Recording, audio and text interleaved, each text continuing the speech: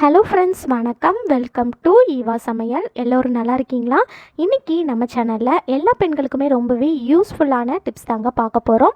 வீடியோவை ஸ்கிப் பண்ணாமல் பாருங்கள். நம்ம சேனலை இப்போ தான் ஃபஸ்ட் டைம் பார்க்குறீங்கன்னா சப்ஸ்கிரைப் பண்ணலன்னா சப்ஸ்கிரைப் பண்ணிக்கோங்க. பக்கத்தில் இருக்க நோட்டிஃபிகேஷன் பெல் ஐக்கானை கிளிக் பண்ணிக்கோங்க. இப்போ வாங்க ஃப்ரெண்ட்ஸ், ஃபஸ்ட்டு டிப் என்னென்னு பார்க்கலாம். நம்ம வீட்டில் நம்ம நகம்லாம் வெட்டும்போது பார்த்திங்கன்னா அந்த நகம்லாம் அங்கங்கே போய் செதறி கிடக்கும். அதுக்கப்புறமா அது எல்லாத்தையுமே நம்ம க்ளீன் பண்ண வேண்டியிருக்கும். இந்த டிப்ஸில் நம்ம நகம் செதறாமல் இருக்கிறதுக்கு ஒரு சூப்பரான ஐடியா தான் பார்க்க போகிறோம். இந்த நகை வெட்டியில் பார்த்திங்கன்னா 2 சைடும் கேப் இருக்கு இல்லையா, அதில் சுற்றி இந்த மாதிரி செலோடேப் போட்டு ஒட்டி விட்டுருங்க. கேப் எதுவும் இல்லாமல் நீங்கள் சுற்றி நல்லா டைட்டாக செலோடேப் போட்டு ஒட்டி விட்டுருங்க.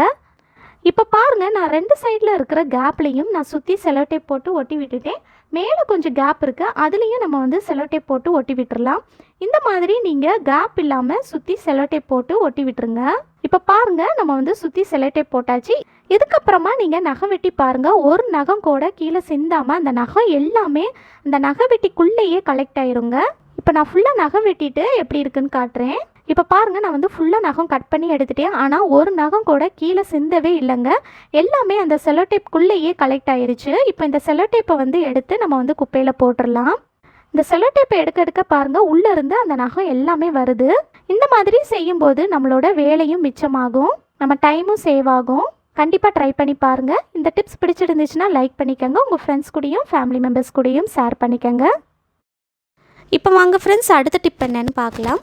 நம்ம வீட்டில் மீன் அல்லது சிக்கன்லாம் இந்த மாதிரி கடாயில் போட்டு பொரிச்சு எடுக்கும்போது பார்த்திங்கன்னா நமக்கு அதுக்கப்புறமா நம்ம டிஷ்வாஷிங் லிக்விடோ சோப்போ போட்டு நம்ம க்ளீன் பண்ணி எடுத்தாலும் பார்த்திங்கன்னா அதில் ஒரு விதமான பேட் ஸ்மெல் அடிச்சுக்கிட்டே இருக்கும்.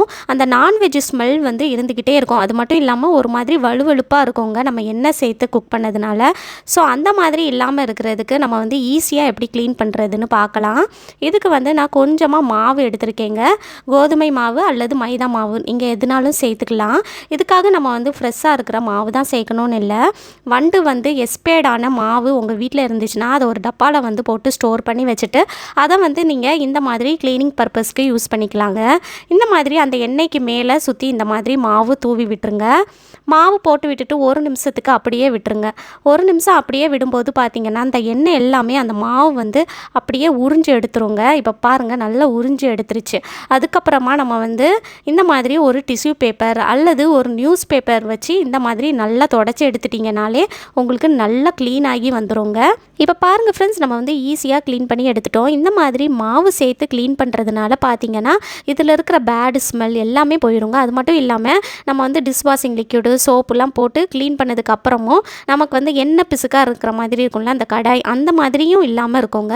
இந்த மாதிரி ஒருக்கா மாவு சேர்த்து நீங்கள் க்ளீன் பண்ணி எடுத்துகிட்டு அதுக்கப்புறமா நீங்கள் நார்மலாக டிஷ்வாஷிங் லிக்விடு அல்லது சோப்பு போட்டு நீங்கள் ஒருக்கா நீங்கள் க்ளீன் பண்ணிவிட்டு தண்ணியில் கழுவி எடுத்துட்டிங்கனாலே போதுங்க. உங்களுக்கு பாத்திரம் நல்லா பளிச்சுன்னு ஆயிரும்.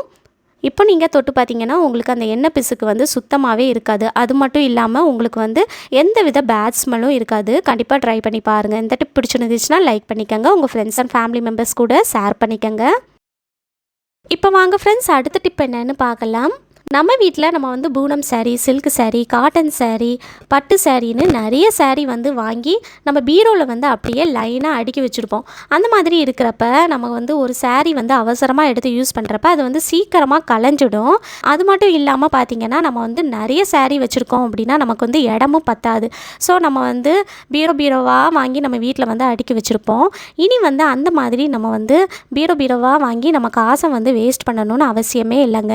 இந்த டிப்பில் நம்ம குறைவான இடத்துல நிறைய சாரீ எப்படி ஈஸியாக மடித்து வைக்கிறது தான் பார்க்க போகிறோம். நீங்கள் இந்த மாதிரி மடித்து வைக்கிறப்ப பார்த்தீங்கன்னா உங்களுக்கு இடமும் மிச்சமாகுங்க. அது மட்டும் இல்லாமல் 1 வருஷம் ஆனாலும் கலையாது. அது எப்படி மடிக்கிறதுன்னு பார்க்கலாம். ஃபஸ்ட்டு சாரியை நீங்கள் இந்த மாதிரி மடித்து எடுத்துக்கங்க. அதுக்கப்புறமா இந்த சாரியோட ப்ளவுஸ் எடுத்துக்கங்க. ப்ளவுஸ் எடுத்துகிட்டு இந்த சாரியை இந்த ப்ளவுஸுக்குள்ளே விட்டுறலாங்க. பாருங்கள், இந்த ப்ளவுஸோட அடிப்பக்கத்தில் இந்த சாரியை உள்ளுக்குள்ளே விட்டுருங்க. பாருங்கள், நான் வீடியோவில் காட்டுற மாதிரி உள்ளுக்குள்ளே விட்டுருங்க. விட்டு இந்த மாதிரி சென்டரில் வச்சுக்கோங்க. அதுக்கப்புறமா நம்ம இந்த ப்ளவுஸோட கை இருக்குது பாருங்கள், 2 சைடில் இருக்கிற கையை இந்த மாதிரி நீங்கள் மடித்து எடுத்துக்கோங்க. இந்த மாதிரி கொஞ்சம் டைட்டாக நீங்கள் நல்லா நீவி விட்டு மடித்து எடுத்துக்கோங்க. ஒரு சைடு மடித்து விட்டுட்டு இன்னொரு சைடு இருக்கிற கையும் நம்ம இந்த மாதிரி நல்லா நீவி விட்டு மடித்து விட்டுடலாம். அவ்வளோதாங்க. இப்போ அடுத்ததாக அந்த ப்ளவுஸில் வந்து நீங்கள் வந்து கயிறு கொடுத்துருக்கீங்க அப்படின்னா அந்த கயிறை வந்து வெளியே எடுத்துக்கங்க. வெளியே எடுத்துகிட்டு அந்த வெளியே வந்து ப்ளவுஸ் வந்து நீட்டிட்டு இல்லாதபடிக்கு அந்த ப்ளவுஸ் எல்லாத்தையுமே நீங்கள் இந்த மாதிரி உள்ளுக்குள்ளே வந்து மடித்து விட்டுருங்க. பாருங்கள், இப்போ பார்க்குறதுக்கு இப்படி தான் இருக்கும். இப்போது இந்த சாரியோட அடிப்பக்கத்தில் இருந்து நம்ம மடித்து எடுக்க போகிறோம். இந்த சாரிக்கு அடியில் வந்து பார்டர் இருக்கும் பார்த்தீங்களா, அதை வந்து இந்த மாதிரி நீங்கள் மடித்து எடுத்துக்கங்க. இது போல் மடித்து எடுத்துட்டிங்கன்னா உங்களுக்கு வந்து இதில் ஒரு பவுச் மாதிரி கிடைக்குங்க. இப்போது அந்த சாரியில் மேலே இருக்குது பாருங்கள், அதுக்குள்ளே வந்து நீங்கள் கீழே இருக்கிறத ரிமைனிங் போர்ஷனை எடுத்து அப்படியே மடித்து உள்ளுக்குள்ளே வச்சிட்டிங்கன்னா சூப்பராக ஃபிட் ஆகிடும். அதுக்கப்புறமா நீங்கள் ப்ளவுஸில் வந்து இந்த மாதிரி கயிறுலாம் கொடுத்துருக்கீங்க அப்படின்னா அதை எடுத்து இந்த மாதிரி நீங்கள் டைட்டாக கட்டி எடுத்துட்டிங்கனாலே போதுங்க. இந்த மாதிரி நீங்கள் மடித்து வைக்கிறப்ப நீங்கள் வந்து எப்படி மடித்து வச்சிங்களோ அப்படியே இருக்குங்க, கலையாது. ஒரு வருஷம் ஆனாலும் உங்களுக்கு வந்து அப்படியே இருக்கும் நீங்கள் மடித்து வச்சபடி. நம்ம ஃபங்க்ஷன்னு எங்கேயாவது வெளியே போகிறோம் அப்படின்னா இந்த மாதிரி நீங்கள் சாரியை மடித்து எடுத்துகிட்டு கொண்டு போகிறப்ப பார்த்தீங்கன்னா நமக்கு இடமுமே ரொம்ப மிச்சமாகுங்க. அது மட்டும் இல்லாமல் நமக்கு வந்து சாரி எப்படி மடித்து வச்சோமோ அப்படியே இருக்குங்க, கலையாது. இது போல் நீங்கள் பீரோவில் மடித்து வைக்கிறப்ப பார்த்தீங்கன்னா எவ்வளோ சாரினாலும் நம்ம குறைவான இடத்துல ஈஸியாக மடித்து வச்சிடலாம். கண்டிப்பாக ட்ரை பண்ணி பாருங்கள். இந்த டிப் பிடிச்சிருந்துச்சுன்னா லைக் பண்ணிக்கோங்க, உங்கள் ஃப்ரெண்ட்ஸ் அண்ட் ஃபேமிலி மெம்பர்ஸ் கூட ஷேர் பண்ணிக்கோங்க.